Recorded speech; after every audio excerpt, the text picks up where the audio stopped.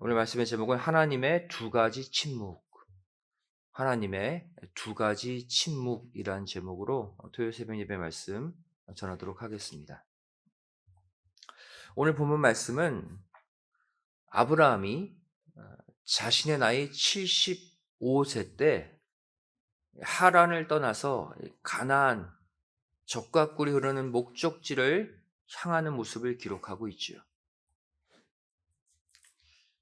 이후에 하나님께서는 아브라함을 이스라엘 민족뿐 아니라 전 세계 모든 믿는 자의 조상으로 만들기 위한 훈련 작업에 들어가십니다. 그리고 그 가운데 하나님은 아브라함에게 크게 두 번 침묵하신 것을 볼 수가 있어요. 이 시간 아브라함을 향한 하나님의 두 번의 침묵, 그 침묵이 우리에게 주는 영적 메시지가 무엇인지 함께 생각해 보기를 원합니다. 첫 번째 침묵이죠. 아브라함을 향한 첫 번째 침묵, 그 침묵은 훈련과 연단의 침묵이었습니다. 하나님께서 아브라함을 하란에서 불러내실 때 아브라함에게 축복하신 내용이 무엇입니까? 바로 아브라함의 자손을 통해 큰 민족을 이루시겠다는 축복이죠. 오늘 본문 창세기 12장 2절에 기록되어 있습니다. 내가 너로 큰 민족을 이루고 내게 복을 주어 내 이름을 창대케 하리니 너는 복의 근원이 될지라. 그래서 이 말씀을 하실 당시 아브라함은 자녀가 한 명도 없었거든요. 근데 하나님은 이후에도 계속적으로 아브라함에게 자녀를 주시겠다. 내가 너에게 자녀를 주겠다. 계속해서 말씀하십니다. 아브라함이 가나안에 들어와 헤브론으로 장막을 옮긴 후에 또 말씀하시죠. 창세기 13장 16절 말씀 보시면 내가 내 자손으로 땅에 티끌 같게 하리니 사람이 땅의 티끌을 능히 셀 수 있을진데 내 자손도 세리라. 티끌같이 아브라함 자손을 많게 해주겠대요. 근데 이 당시도 아브라함의 자녀가 한 명도 없어요. 또 시간이 지났습니다. 이제 아브라함 나이 84세 때 횃불이 쪼갠 고기 사이로 지나가면서 또 횃불 언약을 체결하시죠. 그때 또 자손의 축복을 말씀하세요. 창세기 15장 5절 6절 말씀 보시면 그를 이끌고 밖으로 나가 가라사대 하늘을 우러러 뭇별을 셀 수 있나 보라. 또 그에게 이르시되 내 자손이 이와 같으리라. 아브라함이 여호와를 믿으니 여호와께서 이를 그의 의로 여기셨다. 앞서서는 네 자손이 티끌같이 많게 해주겠다 해놓으셨는데 지금은 한밤중에 이제 밖으로 데리고 나가셔서 네 자손이 하늘의 별과 같이 많게 해주겠다 또 말씀하세요. 근데 아브라함이 이것을 굳게 믿었다 그랬죠. 말씀은 거창하게 계속 하시는데 어마어마하게 많은 자손 주시겠다 하셨는데 자녀가 아직도 한 명도 없어요.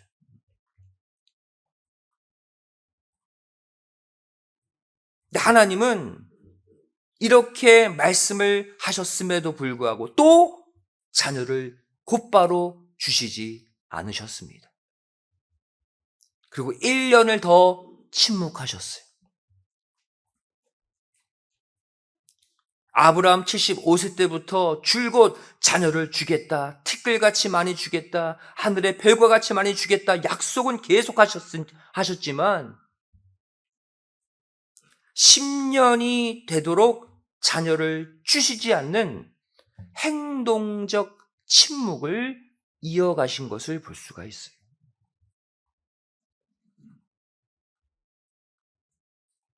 결국 이때로부터 1년이 지난 아브라함 85세 때 어떠한 일이 일어나게 됩니까? 아브라함은 더 기다리지 못하고 아내 사라의 말을 듣고 애굽에서 데려온 젊은 여종 하갈과 동침하고 말죠. 그 순간 하나님의 언약이 깨지고 말았어요. 그리고 1년 뒤인 아브라함 86세 때 하갈을 통해 이스마엘이라는 아들이 태어나게 됩니다. 하나님이 원하시는 아들이 아니에요. 창세기 16장 16절에 하갈이 아브람에게 이스마엘을 낳을 때에 아브람이 86세였더라. 나이가 정확히 기록되어 있죠. 그렇다면 여기서 우리는 10년 동안이나 자녀를 주겠다 계속해서 말씀은 하시면서도 실제 행동으로는 자녀를 주시지 않는 하나님의 이 행동적 침묵을 우리는 어떻게 해석해야 할까요? 바로 이것은 아브라함을 훈련시키시고 연단하기 위한 침묵임을 알 수가 있습니다.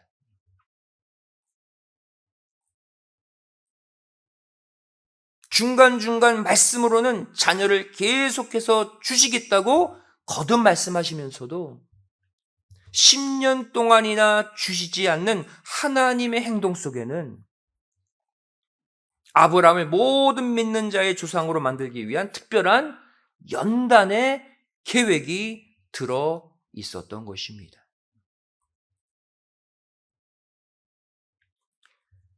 오늘날 하나님은 우리에게도 이와 같은 침묵을 하실 때가 있어요. 말씀으로는 강단에서 목회자를 통해서 또 성경을 읽다가 말씀은 계속해서 뭐라고 말합니까? 하나님의 뜻대로 살면, 하나님의 계명을 지키며 살면 네가 원하는 바 다 이루어주겠다. 말씀은 계속적으로 선포하세요. 하지만 그렇다고 해서 곧바로 내 삶에 또 나타나진 않아요. 하나님의 행동적 침묵이 우리의 삶에도 일어난다는 것입니다. 하지만 하나님의 이러한 모습은 우리가 미워서가 아니라 우리를 더욱 강하게 연단시켜서 어떠한 죄악의 바람에도 흔들리지 않는 굳건한 믿음 만드셔서 구속사의 더 큰 도구로 사용하시기 위한 훈련 과정임을 반드시 믿으시기 바랍니다. 이 하나님의 행동적 침묵, 우리가 이 훈련 통과해야 돼요. 하나님의 두 번째 침묵입니다. 이 두 번째 침묵은 징계의 침묵입니다. 침묵의 성격이 달라요. 아브라함은 하나님이 실행하고 계시는 이 훈련과 연단의 침묵을 결국 견디지 못하고 사라의 몸종 하갈을 통해 불신의 자녀 이스마엘을 낳고 말았습니다. 하나님의 훈련 과정을 통과하지 못한 거예요. 그 결과 하나님은 아브라함에게 어떻게 하십니까?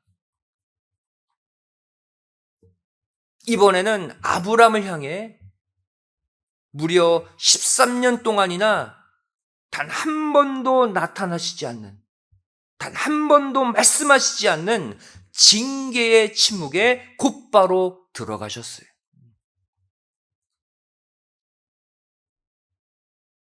창세기 16장 16절, 창세기 16장의 마지막 절이거든요.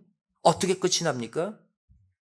하갈이 아브라함에게 이스마엘을 낳을 때에 아브라함이 86세이었더라. 불신의 자녀 이스마엘을 낳았을 때 아브라함의 나이를 밝히고 16장이 끝이 나요. 그리고 창세기 17장의 첫 번째 절, 1절 말씀 보세요. 아브라함의 99세 때 여호와께서 아브라함에게 나타나서 그에게 이르시되 나는 전능한 하나님이라 너는 내 앞에서 행하여 완전하라. 성경 구절로는 이어지지만 그 가운데 13년의 공백이 있어요.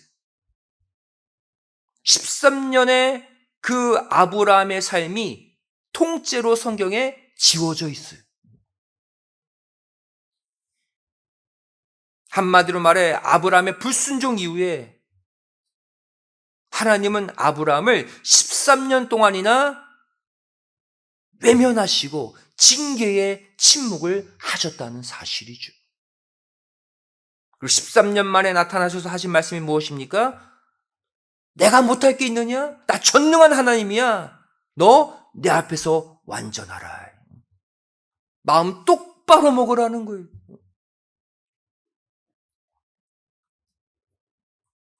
이 징계의 침묵과 앞에서 언급한 연단의 침묵과의 차이점이 무엇입니까? 훈련과 연단의 침묵 가운데서도 하나님은 말씀으로 아브라함과 지속적으로 교제하셨어요. 행동으로는 침묵하셨지만 영적으로는 교감이 계속적으로 있었다는 거예요. 하지만 이스마엘을 낳은 이후부터 시작된 하나님의 징계의 침묵 가운데서는 하나님이 아브라함과의 교제를 완전히 끊으셨다는 사실이에요. 완전 외면입니다. 오늘날 우리에게도 하나님의 이 징계성 침묵이 있을 수가 있어요. 구속사의 도구로 사용하시기 위해 잠깐 허락하신 훈련과 연단의 침묵을 우리가 깨닫지 못하고 하나님의 뜻과 엇나가는 불순종의 길, 죄악의 길로 나아가게 되면 우리 또한 하나님께로부터 철저히 외면당하는 징계의 침묵을 받을 수 있다는 거예요. 어떤 사람은 이렇게 생각합니다. 아무런 하나님과의 교감이 없어. 근데 삶에 아무런 일도 일어나지 않아. 괜찮구나. 나는 그냥 잘 살고 있구나. 아니라는 거예요. 내 삶이 조용한 것도 여러분 심각한 문제일 수 있다는 거예요. 성도 여러분, 하나님의 징계의 침묵은 무서운 형벌입니다. 우리가 엇나갈 때마다 차라리 곧바로 나타나셔서 회초리를 대셔서라도 우리를 바로 잡으시는 것이 차라리 나아요. 무엇이 더 무서운 것입니까? 우리가 엇나가든 말든 죄악의 길로 가든 말든 내버려 두시는 무관심의 침묵은 더욱 위험하고 무서운 거예요. 로마서 1장 28절이 이것을 보여주고 있죠. 또한 저희가 마음에 하나님 두기를 싫어하매 하나님께서 저희를 그 상실한 마음대로 내어 버려 두사 합당치 못한 일을 하게 하셨다. 무슨 말입니까? 죄악의 길로 가고 나쁜 마음을 품어도 하나님이 말씀 안 하신다는 거예요. 터치 안 하신다는 거예요. 내버려 두신다는 거예요. 하나님의 징계의 침묵, 무관심의 침묵이에요. 그렇다면 하나님의 이 징계의 침묵을 멈출 수 있는 방법이 무엇일까요? 우리는 그 비결을 13년 만에 징계의 침묵을 깨트린 아브라함을 통해 발견할 수 있습니다. 바로 창세기 17장 3절의 아브라함의 태도예요.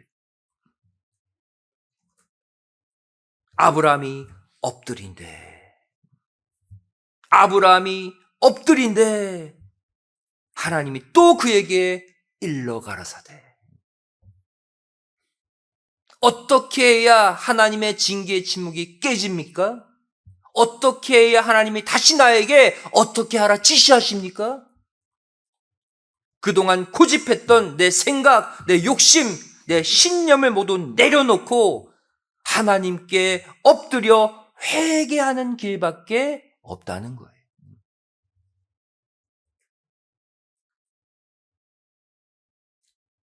고개 꼿꼿이 들고 끝까지 내 뜻대로 내 고집대로 살겠다?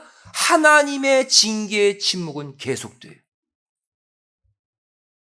하지만 내가 하나님 앞에 넙죽 엎드려서 이제 하나님의 말씀대로 살겠습니다. 내 자신을 내려놓을 때 그때 하나님의 징계의 침묵은 깨어지고 우리가 살 소망의 길을 말씀 가운데 다시 주실 줄로 믿습니다. 사랑하는 성도 여러분, 이 두 가지 하나님의 침묵 가운데 여러분은 어떠한 침묵을 받고 계십니까? 만일 하나님의 훈련과 연단의 침묵을 받고 계시다면 믿음으로 조금만 더 참고 기다리시기 바랍니다. 반드시 하나님이 아브라함에게 100세 때 이삭을 주셨듯이 우리에게 소망의 열매를 결국 주시기 때문이에요. 반대로 내가 엇나가는 삶을 삶으로 하나님의 징계의 침묵을 받고 있다면 이 제단 앞에 엎드려서 눈물로 회개하심으로써 오늘 그 침묵을 깨뜨리시기 바랍니다. 이번 사순절을 통해 하나님의 침묵을 모두 깨뜨리고 날마다 하나님과 대화하고 교제함으로써 아브라함과 같이 하나님의 벗, 하나님의 친구라는 놀라운 칭함을 받는 은혜가 있으시기를 주님의 이름으로 간절히 축원드리겠습니다.